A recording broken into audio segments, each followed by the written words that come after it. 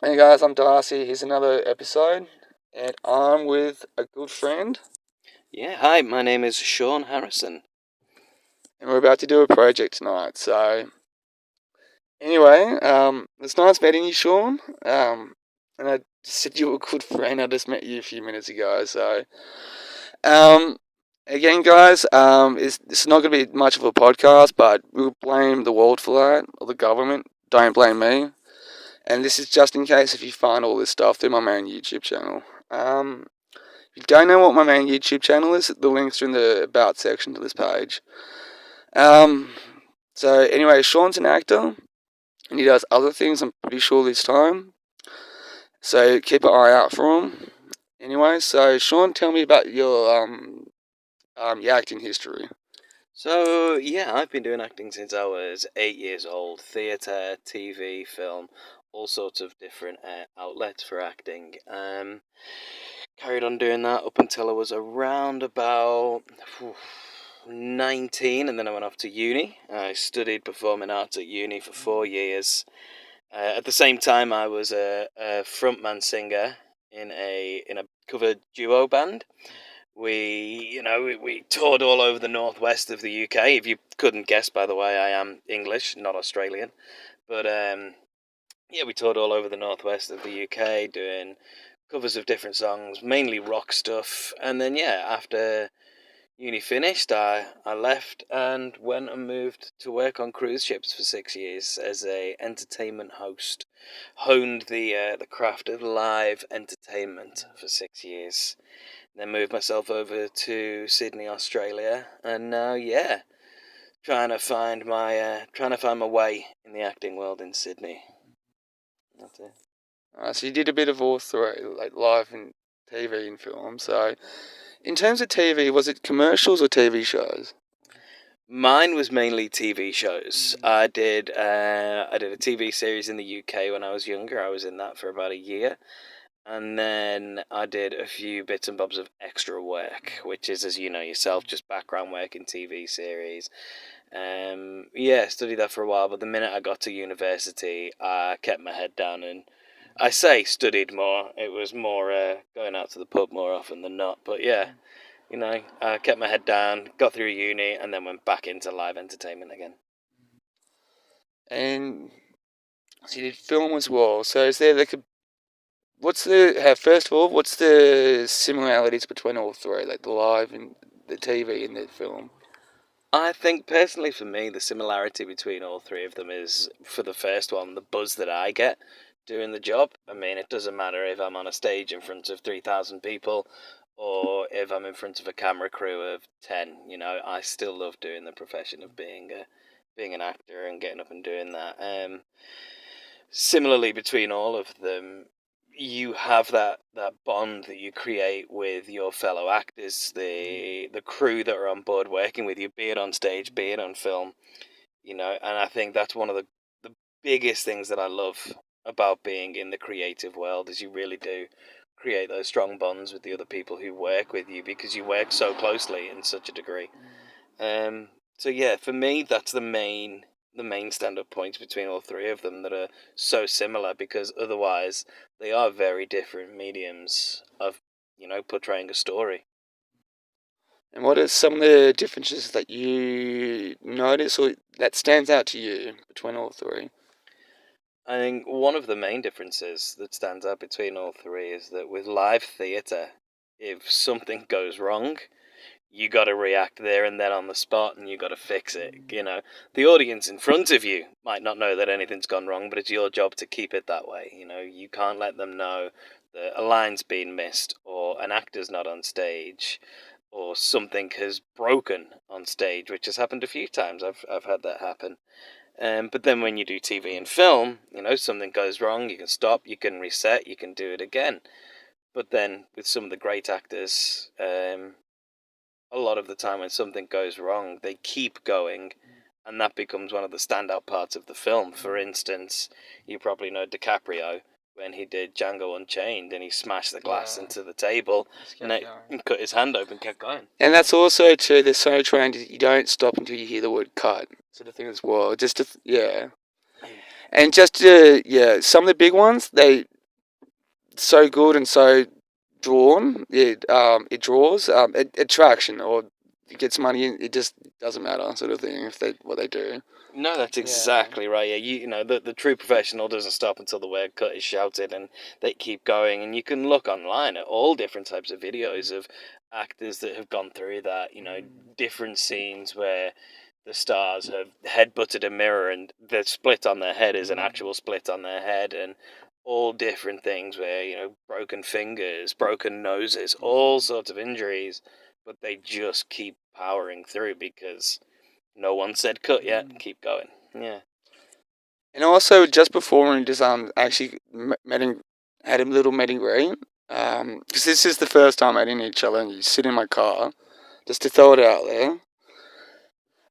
You're talking about doing it for the love of it. Now you came out from a love of acting, and I'm probably more behind the scenes and stuff. In terms of um, which is is creative because I wrote it and directed it, and you're coming from the actual showing your face, and I'm like, no, don't look at me, look at him. And I do writing as well, so I do kind of get it, or it's you just got to do it type thing. You want to expand on that sort of thought of the love of acting? Oh, absolutely. I mean, it was like I told you earlier. I had a lecturer at uni who sat me down once and said to me, if you're trying to get into this business for money, you're in the wrong business. You do this for the passion and for the love of performing, for the love of writing, directing, whichever it is. You do it because you love what you do. I've met so many actors doing extra work and doing other work that they're only in it to make the money, and you sit and look and go, oh, that's you have no passion for what you're doing here. You're in this to make a bit of money, and it's not what I'm here for the love of what I do. Whether or not I get paid, I'm doing what I love, and I find myself very fortunate to say that I'm able to do this, yeah, as a hobby and a passion. This all sounds cliche, but it's actually really there's a lot of truth in it too. So guys, just because you hear stories of what's his name, Daniel Day-Lewis, yeah, that guy is completely dedicated to it. I've heard so many stories about that bloke. There are many stories that I've heard of Daniel Day-Lewis, and one of the ones that I will never forget was when he did a performance of Hamlet on stage, and it was the moment where Hamlet is supposed to see his father's ghost in front of him, and then Daniel Day-Lewis was so into the role, he genuinely believed that he was looking at his father's ghost on stage, and yet his father was in the second row watching him. So he's so into the roles that he does. There's no break for him. He gets fully enveloped into what he's doing, and that is true passion for what you do. Yeah. My first Daniel Day-Lewis story that I ever got told when he did Gangs of New York, apparently he worked in a butcher shop and stuff. Yeah. Yeah, he's a method actor, so whatever role he does, he's completely into the role. He also did one called My Left Foot when he was a lot younger, of course, and yeah, he plays a guy who's in a wheelchair and can only move his left foot, and yet when that director yelled cut, he didn't get up from the wheelchair. He didn't stop. He had to be fed food. He had to be looked after because he kept that role going because that was his way of truly becoming that character and portraying that role. No, this. I don't know why it just popped in my head, but you know that New Zealand show about that duo, the Kiwi group. You know, I think flying. I know which one you mean. The third. Okay, what about this? That Jim Carrey movie when he says "Yes, man." Yes. You know the Kiwi bloke is his boss in the movie. Oh, That yes. guy. Yeah, I know exactly who you Yeah. mean. Yeah, Yeah. Reese Darby. Is it I Reese think Darby? so, Yeah. I saw a stand-up special, and he was telling one of his jokes was he's one of his first paying jobs as a stand-up was to some Kiwi New Zealand airline going overseas somewhere, Yeah. and apparently it was their first overseas trip from New Zealand to wherever they were going. But the problem was this was 6 months after 9/11. And he goes, one of the first, he goes, this, she were talking about stage and stage acting. Yeah. He goes, one thing you don't do when you're a stand-up, if you set stinks, you don't join the audience. Mm. So can you relate to that? If you set, if your comedy act bombs, doesn't connect, you get nothing from it. You don't join. Absolutely. If you, I mean, from a comedian's point of view, it can be very different to an actor's point of view. Because I remember when I joined cruise ships, every week we would get a different comedian come on board. And there was a comedian who I sat with, a wonderful bloke, and he was telling me one time how, oh gosh, yeah, there's no such feeling as when you bomb on stage. It feels awful. To which I said, I know what you mean. You know, as an actor who's done theatre work, I get it when it doesn't connect. And he says, no, it's not the same at all. He says, when a comedian bombs, you may as well strip naked, walk the full length of the ship and back again, because that is how bare naked you feel in front of these people. Like, you feel completely stripped in front of them, and nothing is like a dead audience gives you absolutely nothing, and it's also one of the most terrifying things you can have on stage. But lucky for us, or that may actually send that guy special. He turned into a joke because he got up to go because they didn't have like a microphone or anything. He went to that airline's phone. Nice. He said he was walking the aisles 6 months after 9/11 because everyone's still on edge. What the fuck's he doing? Type thing. And stands there telling everyone jokes for like an hour.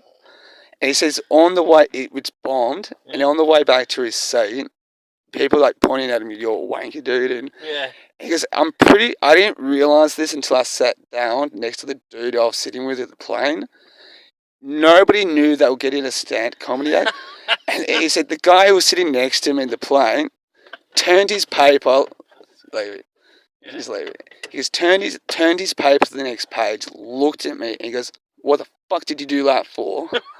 I mean, it's interesting you bring that up as well, actually, because a job that I do at the moment is I work for a live dining theatre experience. It's one of the acting gigs that I currently do.